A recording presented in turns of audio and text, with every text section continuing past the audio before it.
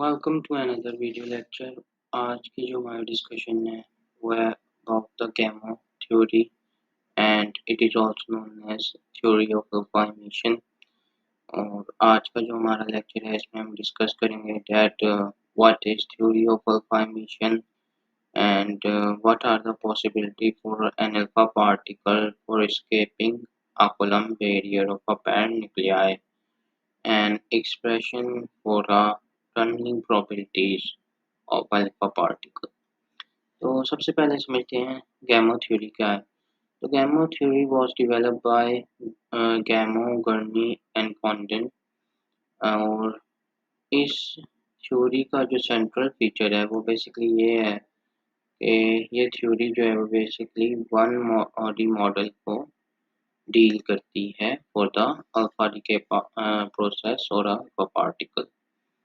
और इस थ्योरी के अकॉर्डिंग जो है वो हम जैसे कि एक पैरेंट न्यूक्लियाई को अगर ऑब्जर्व करते हैं फॉर द डिके प्रोसेस, तो according to this theory its nuclei develop an alpha particle within itself, and this alpha particle need to escape from its potential or a Coulomb barrier in order to in order to be free।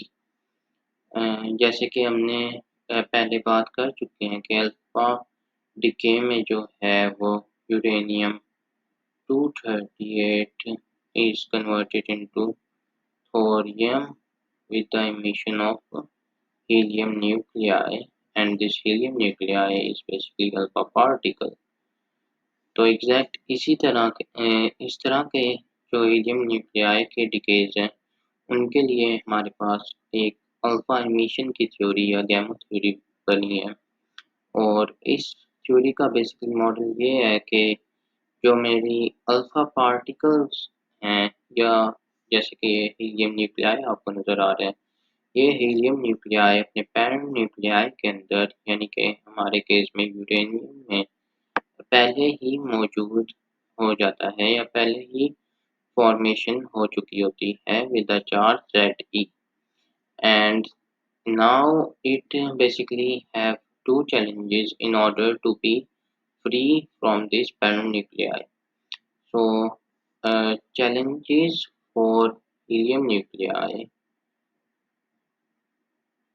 is that the first challenge is that the helium nuclei need to be free from a radius of nucleus, यानी कि ये जो nucleus की boundary आपको नज़र आ रही है ब्लैक लाइन में, कि सबसे पहले जो है वो अल्फा पार्टिकल को इस बाउंड्री से यानी कि इस रेडियस से फ्री होना पड़ेगा, विच रेडियाई ऑफ न्यूक्लियस से फ्री होना पड़ेगा। ठीक है। और सेकंड चैलेंज जो है वो अल्फा पार्टिकल के लिए in order to be free होने के लिए जो है वो उसको एक और काम करना है। वो काम ये है कि इसको ना सिर्फ इस न्यूक्लियस के रेडियाई से फ्री होना है, बल्कि इस न्यूक्लियर पोटेंशियल या जिसको हमने जो है वो लेक्चर नंबर 10 में एज अ कूलम्ब बैरियर पढ़ा था, उससे भी फ्री होना पड़ेगा। और आज हम यही डिस्कस करेंगे that what are the possibilities for the alpha particle to escape from a nuclear potential or a Coulomb barrier possibilities। तो आपको अपनी स्क्रीन पर जो है वो दो पॉसिबिलिटीज नज़र आ रही होंगी for an alpha particle in the alpha decay process, and first we will discuss that what possibility and classical physics give for an alpha particle which is trapped inside the nucleus। तो आपको नज़र आ रहा है अपनी screen पर कि जो classical physics है उसके अकॉर्डिंग एक अल्फा पार्टिकल जो पैरेंट न्यूक्लियाई में जो है वो पूरी तरह से ट्रैप है, और वो जो है पूरी तरह से मतलब ब्लॉक हो चुका है within the parent nuclei.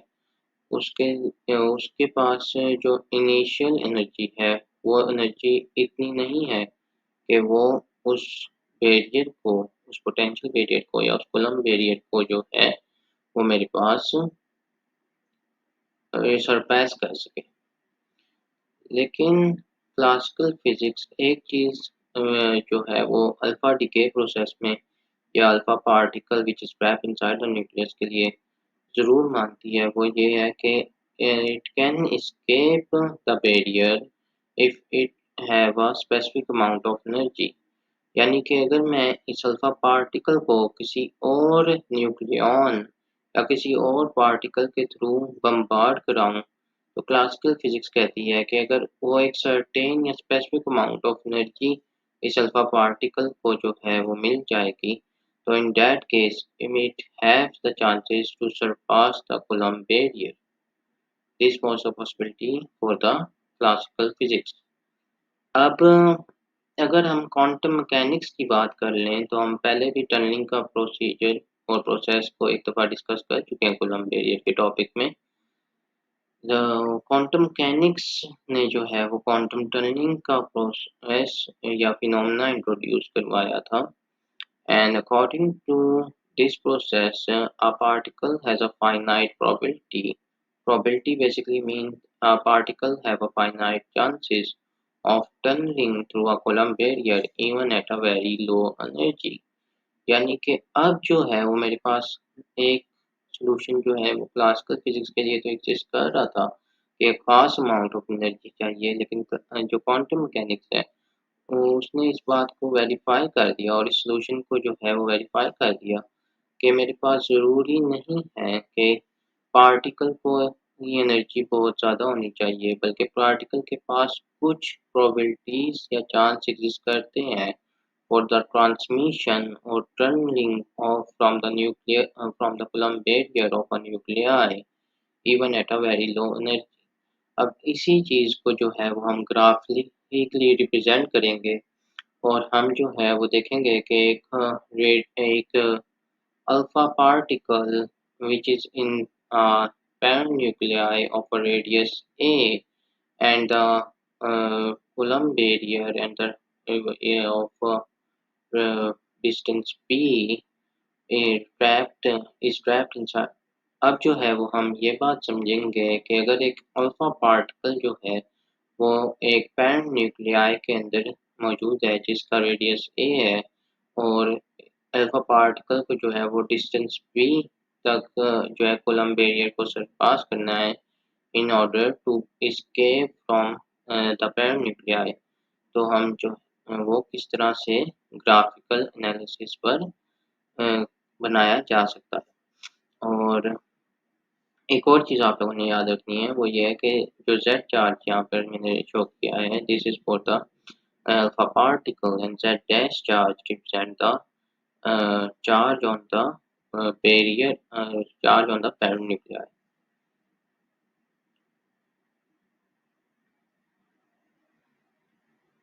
अब आपको अपनी स्क्रीन पर एक ग्राफ नज़र आ रहा होगा जिसमें मैंने कहा है कि we have a potential barrier on the y-axis and the distance at the x-axis।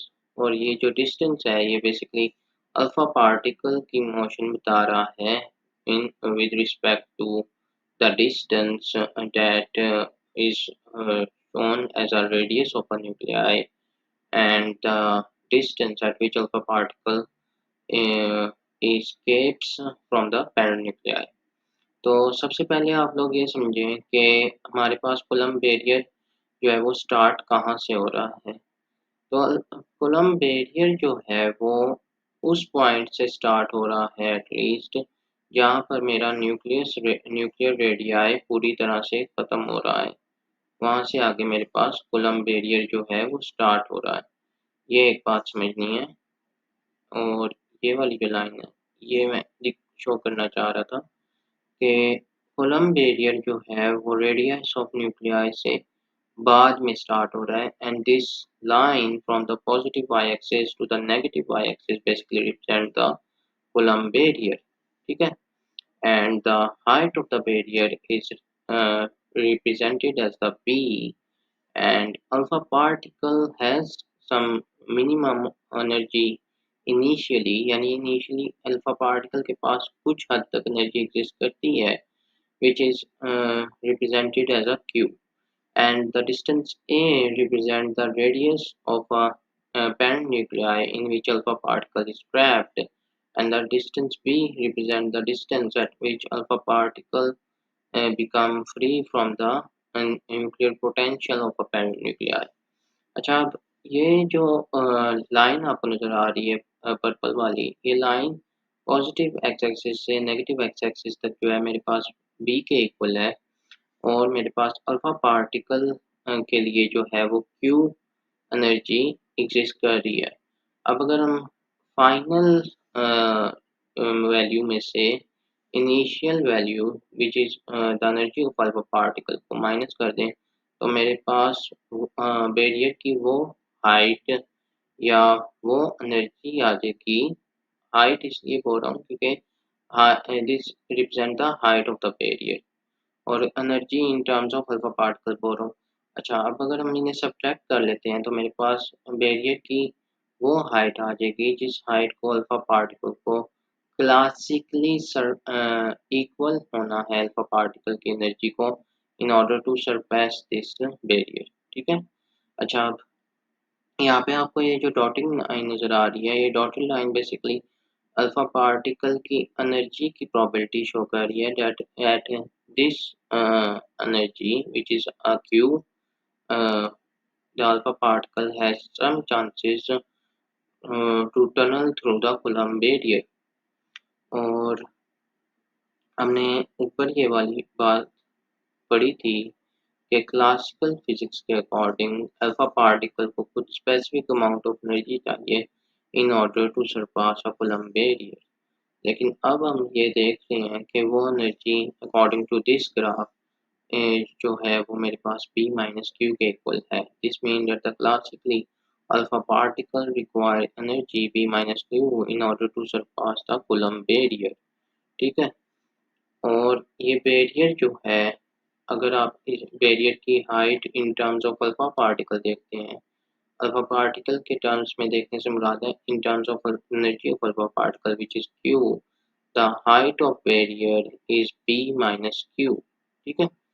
और अगर आप यहाँ पर देखें तो इस पॉइंट पर मेरे पास जो बैरियर की हाइट है वो ज़ीरो हो चुकी है जब हम एनर्जी की टर्म में देखें।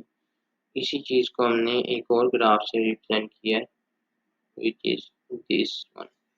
अच्छा, अब यहाँ पर देखें आप, मैंने कहा कि हमें जो है वो बैरियर की हाइट जो है वो इन terms of energy of alpha particle देखनी है कि अल्फा पार्टिकल की एनर्जी से आगे जो है वो बैरियर की हाइट कितनी ज़्यादा है।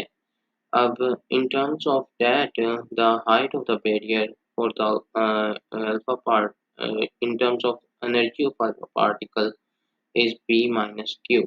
अच्छा, ये चीज़ याद रखनी है कि ये जो b minus Q height of the barrier है, ये है इन terms of energy of alpha particle.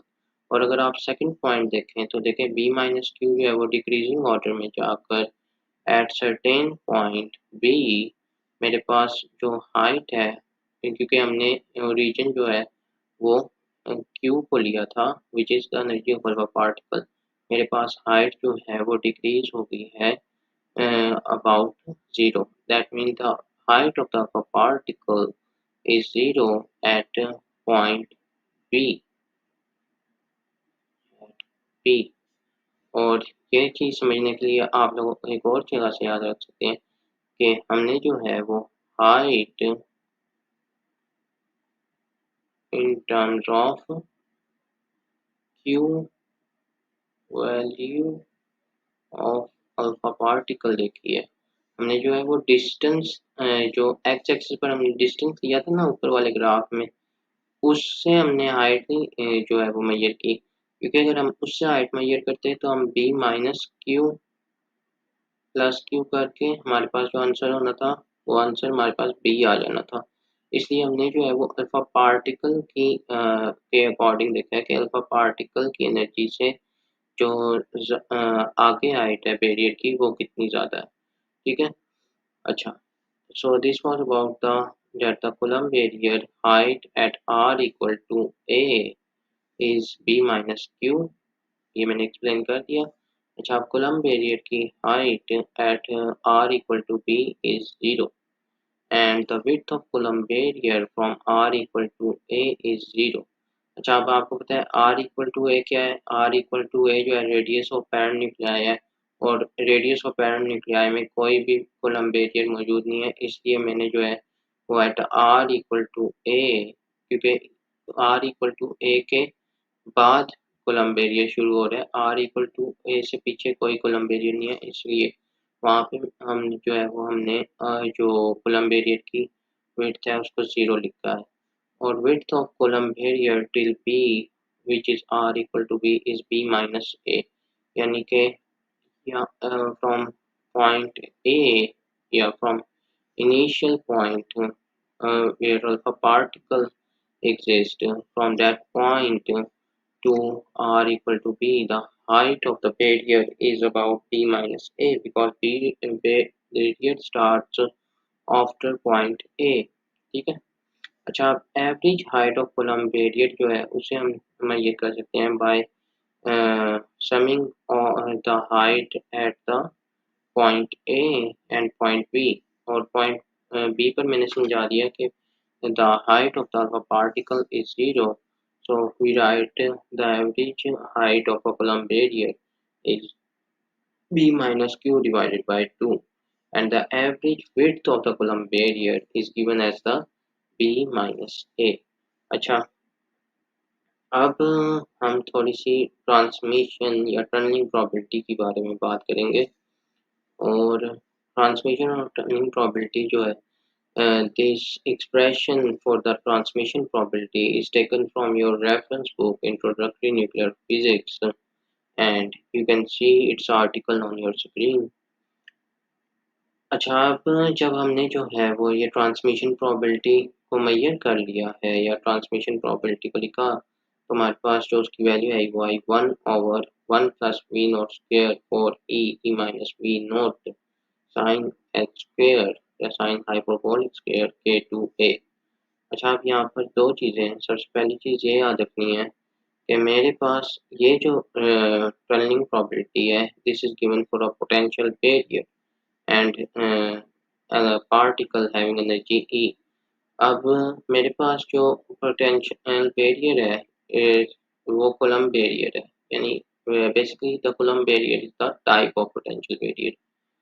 So V naught is equal to B as the height of barrier is B। ठीक है। अच्छा, अब Q एनर्जी जो है, एनर्जी ऑफ अल्फा पार्टिकल, वो मेरे पास क्या थी, मेरे पास Q थी। और मेरे पास ये वाला जो A है ये बेसिकली एवरेज विड्थ को रिप्रेजेंट कर रहा है, विड्थ एवरेज। ठीक है। अच्छा, अब यहाँ पर हमने सिर्फ वैल्यू स्विच कर दी, V नॉट की जगह B लिख दिया और E की जगह Q लिख दिया, बाकी सारा एज इट इज। अच्छा, अब साइन हाइपरबोलिक स्क्वायर के टू ए, अगर इसका हम फार्मूला देखते हैं ना, यहाँ पर मुझे एक बार रीअरेंज करने दें। Sine hyperbolic square two x, तो मेरे पास आता है e की power 2x plus exponential e की power minus 2x minus 2 divided by 4। Now we switch this formula for these terms and we get this in the denominator for the tunneling probabilities। अच्छा, अब ये जो K2 का factor नज़र आ रहा है ना, this factor is basically a constant value and we will measure K2 factor for an element in the second part of this lecture। This is constant। तो मेरे पास जो मेरी इक्वेशन है for the turning probability, that is reduced to t equal to 1/1 plus b square for q minus b e square k2a plus e minus 2 k2a minus 2 divided by 4। ठीक है। अब सिर्फ और सिर्फ हमने जो है वो 4 को 4 से मल्टीप्लाई कर दिया है और मेरे पास 16 आ गया, बाकी सारी इक्वेशन एज इट इज़ है। जब यहाँ पर जो काम हुआ है ये थोड़ा सा इम्पोर्टेंट है, क्योंकि हमारे पास जो फर्स्ट टर्म आ रही है within the bracket, this term basically is equal to 2.65 into 10 raised to power 24. And the second term is basically e minus 2k2b minus a divided by 2 is equal to 3.7 into 10 raised to power minus 25, and 2 is the constant value. अच्छा, अगर हम इन दोनों को compare करते हैं, इस वाली term को और इस वाली टर्म को, तो हमें नज़र आ रहा है कि एक टर्म जो है वो बहुत ज़्यादा बड़ी टर्म है और सेकंड टर्म जो है वो बहुत ज़्यादा छोटी टर्म है। तो इस वजह से जो है वो हम ये छोटी second term which is very small and -2 which is constant term, हम जो है इन दोनों को नेगलेक्ट कर सकते हैं because it does not affect the large term and the value b square 16qb minus q, this value is a constant, so this value also does not affect our large term which is e exponential k2b minus a। अच्छा, और one को जो है वो हमने यहाँ पर इसलिए ऐड नहीं किया क्योंकि ये टर्म जो है वो ऑलरेडी बहुत ज़्यादा एक बड़ी टर्म है। अब अगर ये एक और जो है डिनोमिनेटर से ये दो चीज़ें नेगलेक्ट करती हैं। And this is the final answer for the turning probabilities of uh, an alpha particle. And this expression basically shows that what are the dependence factor on which the turning probabilities of an alpha particle uh, depends. And in next part of the same topic, we will solve a numerical for in order to find the turning probabilities for an element with an atomic number 90. ठीक है? And this was about today's video lecture, and see you in the next video lecture.